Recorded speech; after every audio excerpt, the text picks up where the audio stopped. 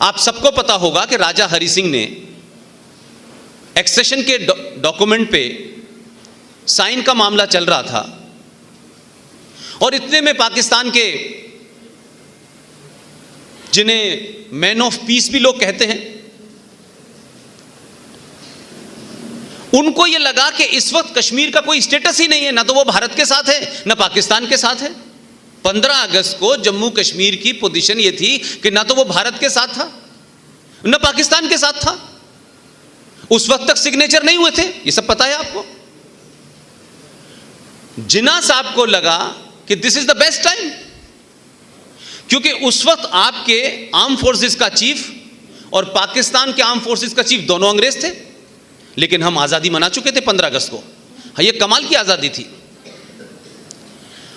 तो जो 26 अक्टूबर के आसपास पाकिस्तान ने बद्दू या ट्राइबल लोगों के माध्यम से, अपनी रेगुलर आर्मी के माध्यम से पहली अगर घुसपैठ हुई है तो वो तो आपने 1948 अक्टूबर से पहले की, यानी 15 अगस्त के बाद। और फिर यहां से भारत की फोर्सें कैसे गई हैं, किस तरीके से गई हैं, कैसे उन्होंने पिच बैटल लड़ी, और उसके बाद ये जो कश्मीर आपके पास नजर आ रहा है, मैं बहुत सारी चीजें शॉर्ट कर रहा हूं। उसमें भी आपकी फौजों ने कहा, जो लड़ते लड़ते इतनी दूर तक पहुंच गई थी, जिनके पास कुछ भी नहीं था, जो लूटपाट मची है, जो बलात्कार, रेप, मर्डर हुए हैं, वो तमाम सबको पता है। लेकिन जब आपकी फोर्सेस ने कहा कि अभी हमें हफ्ता भर और चाहिए, लेकिन आपके यहां जो लोग थे उनके अपने राजनीतिक हित, अपने स्वार्थ, उन्होंने कहा नहीं, अब हमको नहीं लड़ना, हमको कोई मतलब नहीं, जहां है बस छोड़ दीजिए, खत्म कर दीजिए। ये जो 40% इलाका जो इस वक्त पाकिस्तान के पास है, एक हफ्ते के बाद अगर ऑर्डर आज की तरह मिला होता तो ये भी आप ही के पास होता। तो जब आप राष्ट्र की बात करते हैं तो स्वार्थों से ऊपर उठना होगा आपको। वो मेरा स्वार्थ और आपका स्वार्थ, इस धर्म का स्वार्थ, उस धर्म का स्वार्थ नहीं हो सकता। अगर आप राष्ट्र में बिलीव करते हैं तो कुछ लोगों के लिए राष्ट्र इंपॉर्टेंट नहीं था, कुर्सी इंपॉर्टेंट थी, परिवार इंपॉर्टेंट था, सत्ता इंपॉर्टेंट थी। लिहाजा वो जो कुछ भी हुआ वो उस वक्त किया गया। ये बात अलग है कि आपकी फोर्सेस गई और वो आपको मिल गया। 14 मई 1957 को यह मांग मानने के बाद कश्मीर को पूरी तरीके से भारत ने संवैधानिक तौर पर एक इस्लामिक स्टेट, एक एंटी इंडिया स्टेट, एक आजाद हिंदुस्तान के अंदर 2 नेशन थ्योरी को जन्म देने वाली स्टेट क्रिएट करा। यह संवैधानिक तौर पे हुआ। और जो लोग उस निजाम को चला रहे थे 70 साल से, मैंने उनकी सोच आपको 57 में क्या थी, और वो लोग जो आज बहुत सा दावा कर रहे हैं, उन्होंने 19 जनवरी 1990 को कश्मीर में क्या किया, और आज जो हुआ है उस पे पूरे भारत में जो प्रतिक्रिया है, वो ऐसा लगता है कि लोगों ने 6 अगस्त को ही 15 अगस्त मान लिया। इस बार ये राष्ट्र की सोच और उसकी प्रतिक्रिया थी। राष्ट्र और देश में फर्क होता है, स्टेट में फर्क होता है। स्टेट में आएगा जाएगा कोई, उसका निजाम है, वो बदलता रहेगा, लेकिन राष्ट्र सबसे ऊपर होता है, वो परमानेंट है। ऐसा लगता था मुझे तो कि भारत में Indian state is against the Indian nation. आपकी सारी पॉलिसी सत्ता चलाने के लिए हो सकती है, प्रधानमंत्री बनने के लिए हो सकती है, मुख्यमंत्री बनने के लिए हो सकती है, लेकिन राष्ट्र का मुख्यमंत्री प्रधानमंत्री से कोई लेना देना नहीं होता। राष्ट्र का अगर कोई परमानेंट फीचर है वो है समाज। ये समाज है तो वो राष्ट्र रहेगा। सत्ताएं आएंगी जाएंगी, लोग बदलते रहेंगे, पॉलिसी बदलती रहेगी, लेकिन स्टेट का काम होता है कि वो ऐसी पॉलिसी बनाए कि राष्ट्र को बचाया जाए, राष्ट्र की बाउंड्रीज मजबूत की जाए, राष्ट्र की क्या सभ्यता है, क्या सिविलाइजेशन है, इस समाज क्या चाहता है उसको बचाया जाए। हमारे यहां हो क्या रहा था, से सत्ताएं बचाने के लिए लोगों ने राष्ट्र को दांव पे लगा दिया था और लोग उसी को गुणगान कर रहे थे कि साहब देखिए भारत के लिए ये किया, वो किया, फलाना किया। तो प्रोविजन एक नहीं है, कई सारे हुए हैं। और ये भी आपसे झूठ बोला गया कि भारत का संविधान जो है वो हम ही ने बनाया है।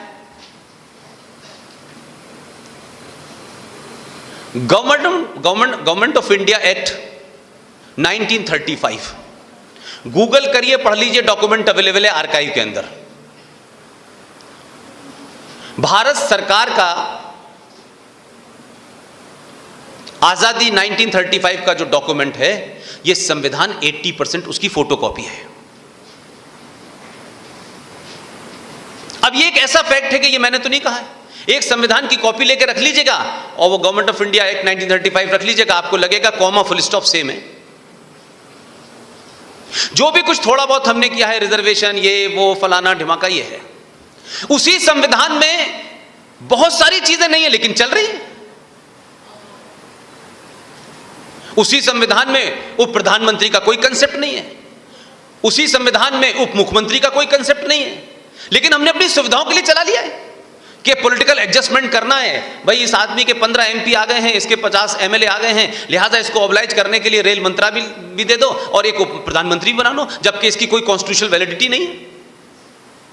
तो हमने कॉन्स्टिट्यूशन में, आज भी कॉन्स्टिट्यूशन के अंदर कुछ लिखा हुआ है और करा कुछ जा रहा है। इसीलिए आपने धारा 35 को जोड़ दिया। पूछा नहीं लोगों ने, क्या फर्क पड़ेगा, जब पता चलेगा तब तक तो हम चले जाएंगे, लोग आएंगे, भुगतेंगे। तो आजाद भारत के अंदर संवैधानिक तौर पे गैर जरूरी नाजायज मांगों को मान करके आपने ऐसे ऐसे प्रोविजन जम्मू कश्मीर में पैदा कर दिए कि जम्मू कश्मीर के लोगों को एक इंडिपेंडेंट स्टेट होने का एहसास ही नहीं था, बल्कि वो 70 साल से जी रहे थे। पिछले 50-60 साल के जम्मू कश्मीर के विधानसभा की प्रोसीडिंग निकाल लीजिए आप, उसमें पास हुए कानून निकाल लीजिए आप, शुद्ध रूप से हिंदुओं के खिलाफ है। उन्हें हिंदुओं के अलावा कोई भी पसंद है, कोई भी पसंद है। उन्होंने जितने कानून बनाए उसमें आप नहीं थे, लेकिन मक्कार लोग, वहां के मुनाफिक, चौराहे चौराहे पे कश्मीरियत देखिए। हम तो कश्मीरी पंडितों के बीच में पैदा हुए हैं, वो तो हमारे भाई हैं, कहां है वो तो है नहीं अब। लेकिन ये नारा चलाए रखो, गंगा जमुना तहजीब, भाई भाई, और ये है, और हमने मिलकर जंग लड़ी थी। अरे अगर आजादी की लड़ाई में आप साथ साथ लड़ रहे थे और बार बार हवाला दिया जाता है, और कोई इंडिविजुअल जो है किसी कम्युनिटी को रिप्रेजेंट नहीं करता है, जब तक वो कम्युनिटी रिप्रेजेंट करे, भले ही उसमें से इंडिविजुअल एक भी ना निकले, तो कैसी ये साथ साथ साझा लड़ाई लड़ी जा रही थी कि आप जब लड़ाई लड़के बैठे ही थे तो उन्होंने कहा हमें हमारे मजहब के नाम पे मुल्क चाहिए। तो आपके एजेंडे में पहले से तय था क्या? और नहीं था तो फिर ये मांग कैसे आ गई? यकायक इतनी बड़ी मांग कैसे आ गई? तो हम जब ये बात करते हैं तो बताना नहीं चाहते कि बंगाल में सोहरावर्दी ने क्या किया। देश का पहला डायरेक्ट एक्शन कहां हुआ? 14 अगस्त 1946 को आजाद भारत में जो डायरेक्ट एक्शन का जो फंडा था जिन्ना साहब का, उसका इंप्लीमेंटेशन तो बंगाल में हुआ। उस वक्त का यूनाइटेड बंगाल का जो चीफ मिनिस्टर था सोहरावर्दी, उसका जहर देखिए। मैंने इसलिए कहा कि आपने 70 साल पहले जो भी कुछ हुआ है, सिर्फ उन चीजों को पढ़ लें तो आज की ये जो फ्रॉड सेकुलरिज्म है ये आपको बेहतर समझ आ जाएगी और आप शायद अपनी आने वाली जनरेशनों का बेहतर इंतजाम कर पाएंगे। लेकिन इस गफलत में कि नहीं ठीक है हमें चलते रहना है, ये चलते रहने से एक जनरेशन क्रॉस हो जाएगी, 2 हो जाएगी, लेकिन राष्ट्र नहीं बचेगा। उस सोहरावर्दी ने ऑफिशियली 14 अगस्त 1946 को डायरेक्ट एक्शन कराया।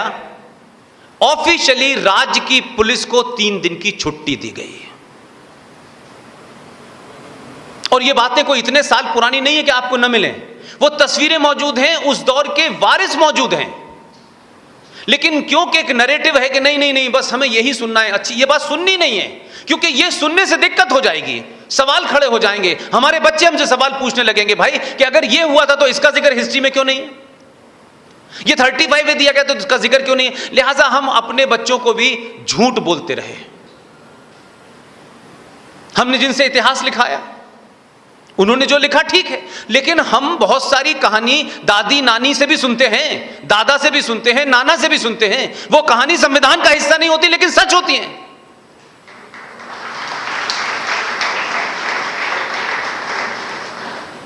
वो भी कहने, वो लोग भी नहीं बताया, उन लोगों ने बताया, इन लोगों ने कहा ठीक है। लेकिन क्या वजह है कि एक छोटा सा बदलाव,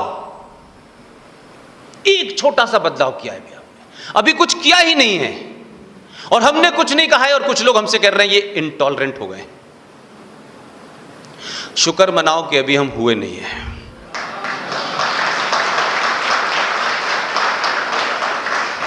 और हम इसलिए नहीं हुए कि कोई बहुत बड़ा चैलेंज आ गया है। हम 1000 साल गुलाम इंटॉलरेंट नहीं हुए, इसीलिए हो गए थे। इसलिए समाज में सबको जरूरी होता है। घर बैठ के आदर्शों से और भावनाओं से देश और राष्ट्र नहीं चलता है। राष्ट्र में कुछ निर्णय लेने पड़ते हैं जिसमें वोट हो, राजनीति हो, ये हो, मेरा हो, इससे ऊपर उठ के फैसला लेना पड़ता है। और आपकी सत्ता बचे न बचे लेकिन राष्ट्र बचना चाहिए। अगर 2014 की गलती इस मुल्क में पहले हो जाती तो ये दिन नहीं देखना पड़ता। हिंदुस्तान में सबसे ज्यादा फौजी हरी वर्दी में अगर कहीं मारे गए हैं, उस राज्य का नाम है जम्मू कश्मीर। 42,000 लोग मारे गए हैं एक राज्य के अंदर, जहां जमहूरियत और कश्मीर तो इंसानियत सबसे ज्यादा है। और तो और गवर्नर साहब मुझे माफ करें, इस मामले में थोड़ा बदतमीज आदमी हूं मैं। उस वक्त जो कश्मीर का हाल मैंने बहुत थोड़ा सा आपको बताया है। हमारे पिताजी कह रहे थे कि मुझे कश्मीर के अंदर ही रोशनी नजर आती है सबसे ज्यादा। अब हमारे पिताजी चश्मा लगाए थे कि नहीं लगाए थे नहीं पता, या चश्मा उतार के बता रहे थे। उसी जम्मू कश्मीर में जिसमें गांधी जी ने कहा कि रोशनी नजर आती है, वहीं लाइट चली गई है और 42,000 लोग मारे गए इस देश के। और ये वो लोग हैं जो फौजियों से अलग हैं। अगर भारत की फौज को अपने ही देश के लोगों ने पत्थरों से मारा है तो वो राज्य है कश्मीर। पूरे देश का मॉरल टूटता है कश्मीर के में जब फौजियों के ऊपर हमला होता है। लेकिन उसके बाद भी आपने प्रतिक्रिया नहीं दी, फौजी ने प्रतिक्रिया नहीं दी। और कमाल तो देखिए कि हमारा पेशेंस, हमारे तहम्मुल और हमारी सहन शक्ति का आप परिचय हमसे मांग रहे हैं, लगातार मांग रहे हैं आप, कि उसी जम्मू कश्मीर में सेना के एक फौजी को 50 लोग घेर के मारने वाले होते हैं और वो गोली चला देता है। और गोली चलाने से, अगर सेना का आदमी गोली चलाएगा, आप सब लोग इस बात को जानते होंगे कि सेना के पास जो बंदूक होती है उसमें एक गोली नहीं होती है। वो चाहता तो 50 के 50 मारे जाते हैं, लेकिन उसने एहतियात के तौर पे गोली एक ही चलाई और एक आदमी एक बच्चा मर गया। दिल्ली से लेकर के आसाम तक, और ये जो यहां के जोकर हैं, पूरा देश कांप गया। एक मासूम को गोली मार दी गई, फौज के ऊपर कोर्ट मार्शल करने की बात कही गई, उसके खिलाफ एफआईआर हो गई, वो सुप्रीम कोर्ट के चक्कर काट रहा है। लेकिन तब भी किसी ने नहीं कहा इस समाज में कि आखिर फौजी का मैंडेट क्या होता है। फौज पे गोली चलाई जा रही है, उस पे पत्थर चलाए जा रहे हैं, सामने से पाकिस्तान का आतंकवादी आया हुआ है, सरकार कोऑपरेट नहीं कर रही, पुलिस कोऑपरेट नहीं कर रही, वो पीछे जान बचाए या आगे लड़े। उस पे सुप्रीम कोर्ट ने सुओ मोटो नोटिस लेके क्या कहा कि नहीं नहीं नहीं नहीं, आप पत्थरबाजों पे पत्थर ना, ये गोली ना चलाएं, उन पे आप ऐसा करें, प्लास्टिक की गोली चलाएं। तो वो फौजी जो वहां आतंकवाद से लड़ रहा है, सुप्रीम कोर्ट कहती है कि प्लास्टिक की गोली भी साथ लेके जाओ पहले।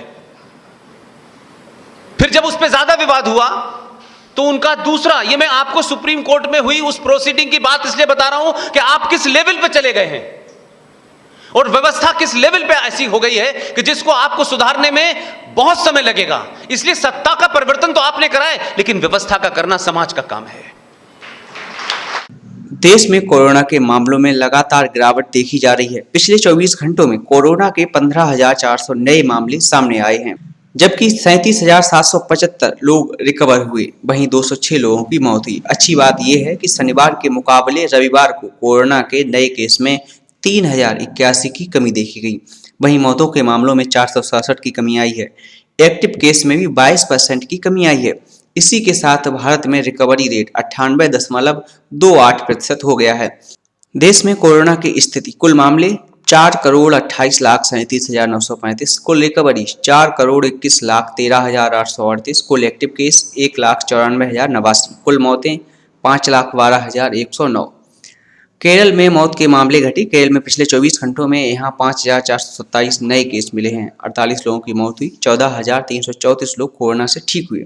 शनिवार को मौत का आंकड़ा 112 दर्ज किया गया था।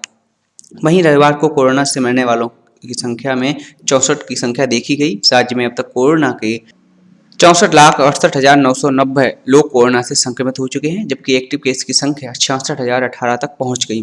राज्य में अब तक 64,145 लोगों की कोरोना से मौत हो चुकी है। महाराष्ट्र में 42 करोड़ से ज़्यादा लोग कोरोना से ठीक हुए हैं। वहीं अगर बात करें महाराष्ट्र में कोरोना से बीते 24 घंटों में कोरोना के 1437 मामले दर्ज किए गए। राज्य में शनिवार के मुकाबले मौत के मामले में कमी आई। रविवार को मौत से केवल 6 लोगों की मौत हुई। इसी के साथ महाराष्ट्र में कोरोना से मरने वालों का आंकड़ा 1,43,582 तक पहुंच गया। राज्य में एक्टिव केस 1,94,089 दर्ज किया गया। पिछले 24 घंटों में कोरोना से 37,775 लोग रिकवर हुए, जिसके बाद यहाँ कोरोना से ठीक होने वालों की कुल संख्या 42 करोड़ से ज़्यादा हो गई। एमपी में एक्टिव केस में गिरावट आई है। मध्य प्रदेश में पिछले 24 घंटों में कोरोना संक्रमण के 950 नए मामले सामने आने के बाद राज्य में अब तक संक्रमित हुए लोगों की संख्या 10,34,440 हो गई। रविवार को कोरोना से केवल 2 लोगों की मौत हुई, जिसके बाद यहाँ मौत का कुल आंकड़ा 10,715 तक पहुँच गया है। राज्य में एक्टिव केस की संख्या 837 की गिरावट दर्ज की गई, जिसके बाद ये आंकड़ा 7,527 हो गए। दिल्ली में कोरोना के मामले घटने लगे हैं। दिल्ली में पिछले कुछ दिनों से कोरोना के लगातार मामले घट रहे हैं। यहाँ 24 घंटों में कोविड के 570 नए मामले दर्ज किए गए। इस दौरान 730 लोग डिस्चार्ज हुए, 4 लोगों की मौत हुई। इसी के साथ दिल्ली में कुल एक्टिव केस जो हैं वो 2,545 तक पहुँच गया। यहाँ कुल पॉजिटिविटी रेट 1.04% आंकी गई है। दोस्तों, अगर आपको वीडियो पसंद आया है तो वीडियो को लाइक अवश्य करें। चैनल पर पहली बार आए हैं तो चैनल को सब्सक्राइब करना ना भूलें। मिलते हैं अगली वीडियो में, तब तक के लिए जय हिंद, जय भारत।